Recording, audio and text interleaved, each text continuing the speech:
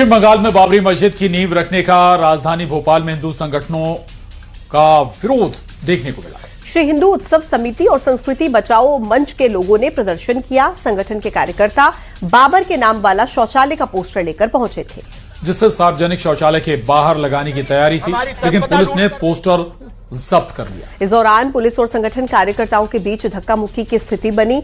संस्कृति बचाओ मंच के चंद्रशेखर तिवारी ने कहा कि अगर मस्जिद बनानी है तो अब्दुल कलाम या अशफाकुल्ला के नाम से बनाएं।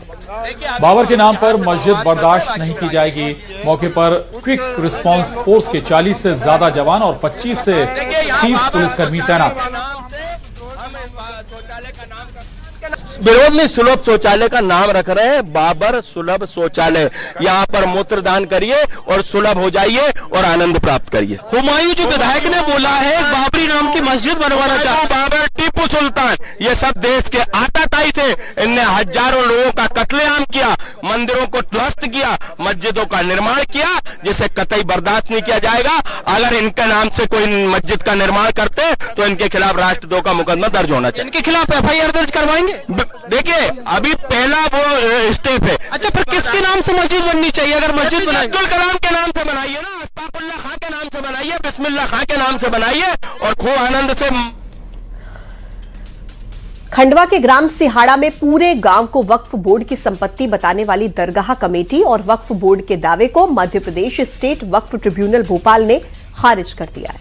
ट्रिब्यूनल के आदेश के बाद ग्राम पंचायत की ओर से शासकीय भूमि से कब्जा हटाने की कार्रवाई की गई। इस दौरान गांव को छावनी में तब्दील कर दिया गया। राजस्व और पुलिस के आला अधिकारी और पुलिस फोर्स की मौजूदगी में दरगाह क्षेत्र से तार फेंसिंग सहित गांव के अन्य अतिक्रमण को भी हटा दिया गया। सामुदायिक भवन को ग्राम पंचायत के हवाले कर दिया गया है। पहले भवन में मदरसा चल रहा था। 40,000 स्क्वायर फीट कैंपस को लेकर यह पूरा विवाद था। मेरे को तो बड़ी विडंबना लग रही है कि शासन प्रशासन ने बिना सूचना दिए और ये अतिक्रमण बता के यहाँ पर तार फेंसिंग और पीछे की कुछ बिल्डिंग बनी थी उसको तोड़ा जा रहा है, जबकि हमारा ये बहुत न्यायालय में प्रकरण चल रहा है। उसके बावजूद और ना अभी हमें आदेश बताने को तैयार है कि ये किस आधार पे आप इसको कार्रवाई कर रहे हैं। आज ग्राम सिहाड़ा में एक अतिक्रमण की कार्रवाई थी, जिस संबंध में कानून व्यवस्था की स्थिति को देखते हुए यहाँ बल की आवश्यकता थी। लगभग 6 थानों का बल यहाँ पर उपस्थित है और वर्तमान में कार्रवाई चल रही है। कानून व्यवस्था की स्थिति कोई भी उत्पन्न न हो, इसलिए सुरक्षा की दृष्टि से यहाँ पर बल उपलब्ध कराया गया है। ग्राम सिहाड़ा में शासकीय भूमि को वक्फ संपत्ति बताकर कुछ लोगों के द्वारा अवैध कब्जा ले लिया गया था और जिसे आज प्रशासन एवं ग्राम पंचायत के द्वारा अवैध कब्जा हटाया गया है। और एमपी के सरकारी स्कूलों की हालत पर एक बार फिर बड़ा सवाल उठ रहा है, क्योंकि पिछले कुछ सालों में 22,000 से ज्यादा सरकारी स्कूल बंद हो चुके हैं और इसी के साथ एक और डर सता रहा है कि आने वाले समय में प्रदेश के लगभग 94,000 सरकारी स्कूल भी बंद होने की कगार पर पहुंच जाएंगे। स्कूल बचाओ संघर्ष समिति ने राजधानी में बड़ा प्रदर्शन भी किया था। उनका दावा है कि 2015-2016 से जब से मध्य प्रदेश में स्कूलों से बंद करने की कवायद शुरू हुई थी, तब से वो स्कूलों में घूम घूम कर स्कूलों की स्थिति का जायजा ले रहे हैं। एमपी के सरकारी स्कूल बेहाल हैं। साल दर साल स्कूल शिक्षा विभाग का बजट बढ़ रहा है, लेकिन इसके बावजूद हर साल स्कूलों की संख्या घट रही है।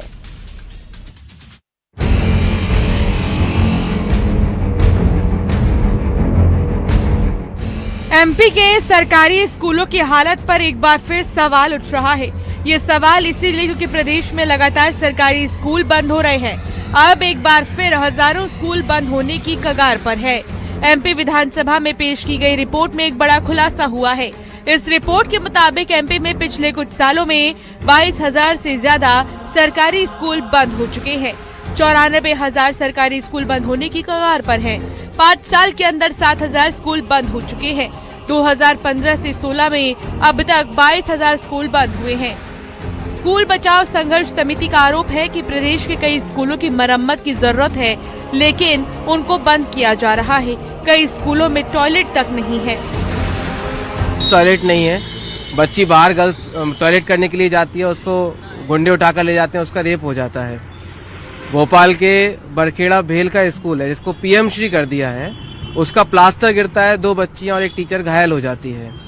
भोपाल के शाहजहानाबाद का मॉडल स्कूल, जिसकी दीवार इतनी जर्जर है कि कभी भी गिर जाएगी, जिसको नगर निगम ने खुद अनफिट घोषित कर रखा है, लेकिन उसकी मरम्मत नहीं की जा रही है। ऐसे स्कूल्स को सुधारने की बजाय अभी सरकारें इनको बंद करने की कवायद चला रही हैं। अब इसको लेकर सियासत शुरू हो चुकी है।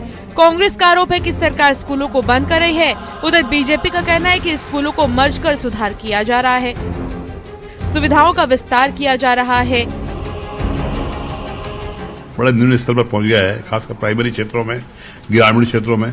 स्कूलों के अंदर व्यवस्थाएं नहीं है, टीचर नहीं है, पानी की व्यवस्था नहीं है, बच्चों की लैट्रिन बाथरूम नहीं है, कुछ भी सारी स्थिति है। स्कूल दिन पे दिन बंद होते जा रहे हैं क्योंकि लोगों का रुझान इनसे मोह भंग हो रहा है। भारतीय जनता पार्टी सरकार में सरकारी स्कूलों में जिस तरह से शिक्षा की गुणवत्ता सुधारी गई, अत्याधुनिक सांदीपनी स्कूल बनाए गए जो प्राइवेट स्कूलों से भी बेहतर हैं, और ये हमारी सरकार की दृढ़ इच्छा शक्ति दिखाती है। जिन स्कूलों को मर्ज किया गया है उन्हें बड़े बड़े सांदीपनी स्कूलों में जगह दी गई है, और साथ ही परिवहन की व्यवस्था, बसें भी सरकार द्वारा लगाई गई हैं। सरकार लगातार दृढ़ इच्छा शक्ति के साथ काम कर रही है।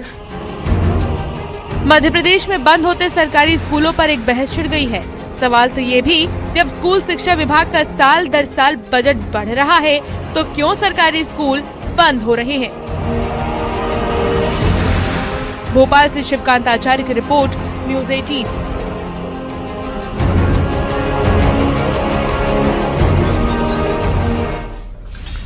मध्य प्रदेश में पिछले 10 सालों में करीब 32,000 से ज्यादा स्कूल बंद हो चुके हैं। वहीं 61,000 से ज्यादा शिक्षक और लाखों बच्चे स्कूलों से कम हुए हैं।